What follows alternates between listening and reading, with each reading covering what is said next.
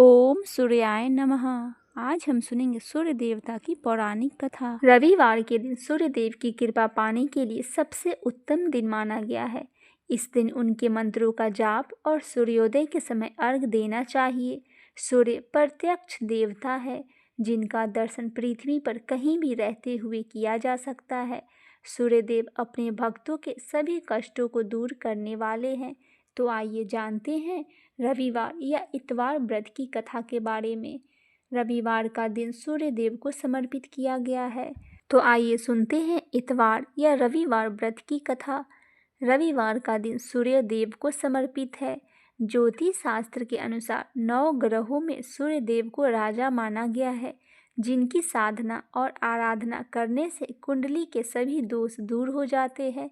कुंडली में सूर्य यदि मजबूत होता है तो व्यक्ति को समाज में खूब मान सम्मान सुख समृद्धि मिलती है। आइए सुनते हैं रविवार या इतवार व्रत की कथा।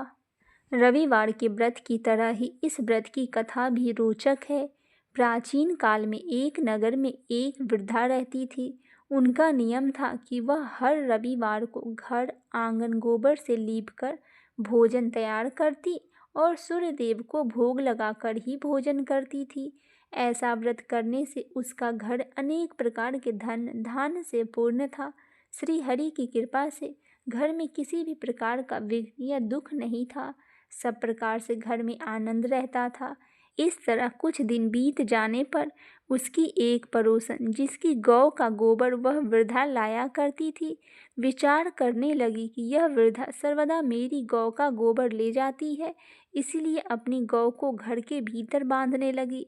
वृद्धा को गोबर न मिलने से रविवार के दिन अपने घर को न लीप सकी, इसीलिए उसने ना तो भोजन बनाया और ना ही भगवान को भोग लगाया तथा स्वयं भी भोजन नहीं किया। इस प्रकार उसने निराहार व्रत किया। रात्रि हो गई और भूखी ही सो गई। रात्रि में भगवान ने उसे स्वप्न दिया और भोजन न बनाने और भोग न लगाने का कारण पूछा। वृद्धा ने गोबर न मिलने का कारण सुनाया। तब भगवान ने कहा कि माता, हम तुमको ऐसी गौ देते हैं जिससे सभी इच्छाएं पूर्ण होती है, क्योंकि तुम हमेशा रविवार को गौ के गोबर से लीपकर भोजन बनाकर मेरा भोग लगाकर खुद भोजन करती हो। इससे मैं खुश होकर तुमको वरदान देता हूँ कि निर्धन को धन और बांझ स्त्रियों को पुत्र देकर दुखों को दूर करता हूँ तथा अंत समय में मोक्ष देता हूँ। स्वप्न में ऐसा वरदान देकर भगवान तो अंतर ध्यान हो गए और वृद्धा की आंख खुली तो वह देखती है कि आंगन में एक अति सुंदर गौ और बछड़ा बंधे हुए है।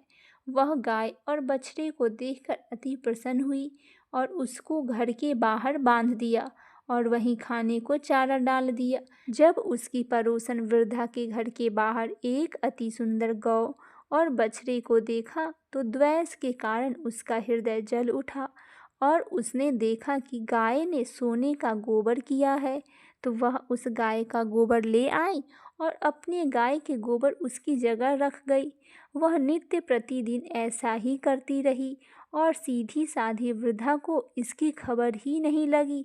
तब सर्वव्यापी ईश्वर ने सोचा कि चालाक पड़ोसन के कर्म से वृद्धा ठगी जा रही है, तो ईश्वर ने संध्या के समय अपनी माया से बड़े जोर की आंधी चला दी। वृद्धा ने आंधी के भय से अपने गौ को भीतर बांध लिया। प्रातःकाल जब वृद्धा ने देखा कि गौ ने सोने का गोबर दिया तो उसके आश्चर्य की सीमा न रही। वह प्रतिदिन गौ को उस घर के भीतर ही बांधने लगी।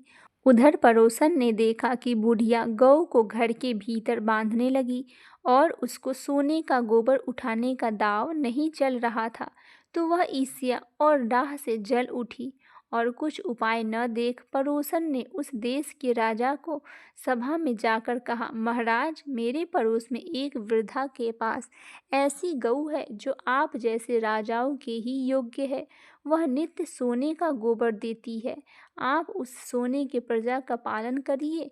वह वृद्धा इतने उम्र में सोने का क्या करेगी। राजा ने यह बात सुनकर अपनी दूतों को वृद्धा के घर से गऊ लाने की आज्ञा दी।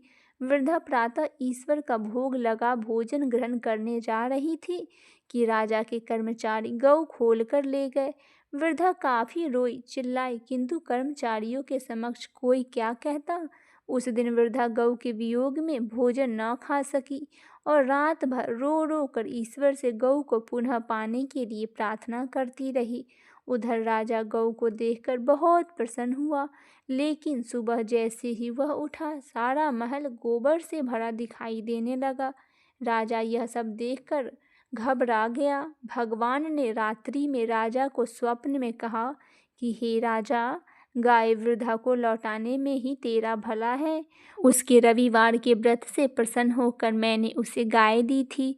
प्रातः होते ही राजा ने वृद्धा को बुलाकर बहुत से धन के साथ सम्मान सहित गऊ बछड़ा लौटा दिया।